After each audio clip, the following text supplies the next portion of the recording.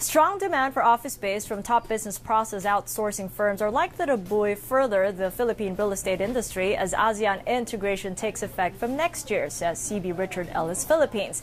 The nation registers high take-up rates compared to India, Hong Kong, and Jakarta, and consistently presents the lowest office rental rates in the region. Well, joining us now is Rick Santos, the chairman, CEO, and founder of CB Richard Ellis Philippines, here in the studio with us. Good to see you, Rick. Good to be here, Kathy. So, Thanks for having me. Living and working here, it makes me feel like things are getting cramped because there's a lot of construction going on, especially in the various central business districts. What is the status now of the office building spaces around here? Yeah, that's a good question. I think this is a phenomenal market. You're seeing about 6 million square feet a year of new office take-up, really driven by the real estate outsourcing BPO sector. So you have one of the strongest markets in Asia Pacific and one of the strongest markets in the world. It's amazing. It seems like headline lease rates are going to go up then with the strength of phenomenal growth that we're seeing in the office sector. Is that correct? You are seeing some upward pressure on lease rates, also some extremely low vacancy figures, and combined with a lot of demand from the big multinationals. I mean, Accenture has almost 40,000 people here. Convergys has close to 80,000. So I was just in the U.S. on a road trip, and you have a lot of U.S. companies and European companies looking to offshore outsource many more jobs. But are we still going to be competitive with headline lease rates going up? Or are we still going to be the lowest in the region when it comes to rental space? Yeah, absolutely. I think in terms of this is really a bargain within not just in Asia Pacific, but even within Southeast Asia, where we have the lowest rentals. And obviously not only is there a real estate pricing arbitrage opportunity, but also a cost and labor arbitrage opportunity.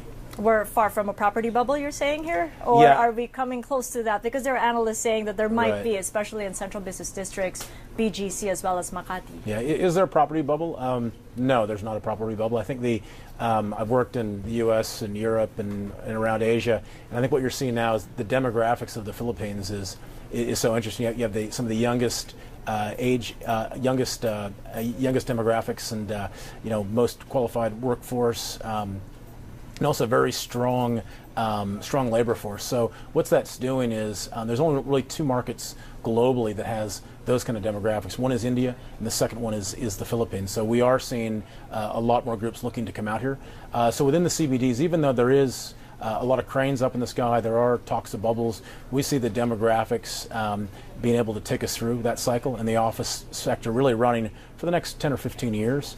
Also, the office sector will drive retail, residential, and other sectors like entertainment. You can't help it. You see cranes, you might see a bubble. And when we talk about the new wave cities, it's also happening in cities like Clark, Iloilo, Davao, and Cebu. These are new wave cities where BPO is also coming through. Correct. And yes. it is also a growth area in the rental scene in the property market here. Yes, I think you're seeing a lot of opportunities in the markets like Clark and Cebu and Davao, et cetera, Cagayan de Oro. So from the very north, the very southern part of the country. I think what you're seeing is it's a search for labor as well.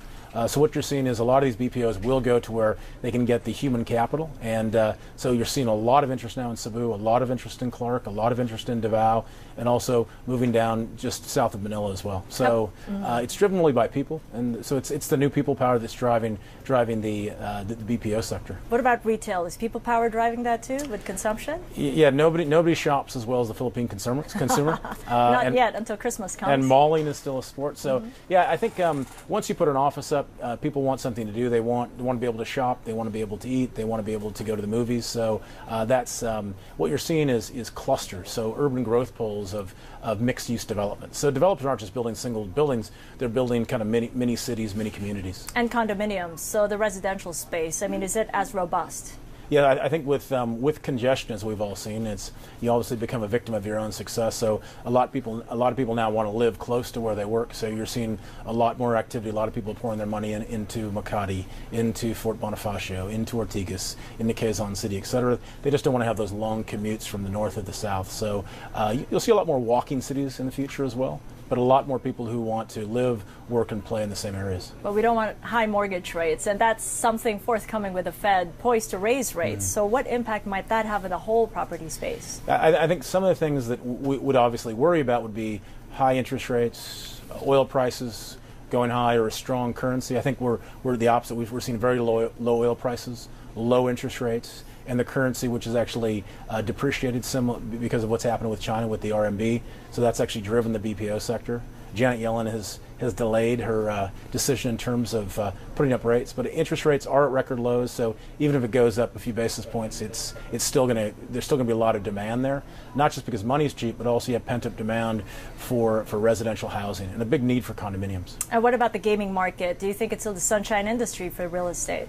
Yeah, I do. I think the gaming sector. I mean, with the 4 big casinos coming up, and you're seeing a lot of crackdown on a lot of the Chinese gamers now. So you're seeing numbers drop down in places like Macau. So the Philippines has picked up some of those numbers because of the new demand from China, but also very strong demand from Korea and also local gaming market. So I think with the 4 big players kind of going from strength to strength, and on the advent of budget carriers, and the Philippines is really well placed to be a very strong gaming destination, but also a very strong hospitality destination, as we've seen from the new starts from the hotels and surface apartments, etc. And all this happening as you're celebrating 20 years at CB Yes. Richard Ellis. Congratulations. Thank you very much. It's been a long road, but we're very appreciative of what we've been able to build here with over 1,500 people, and we've been happy to help be one of the pioneers in bringing the BPOs here, and very thankful to be able to give back to the country. Great. Well, thank you so much for joining us, Rick. Thanks.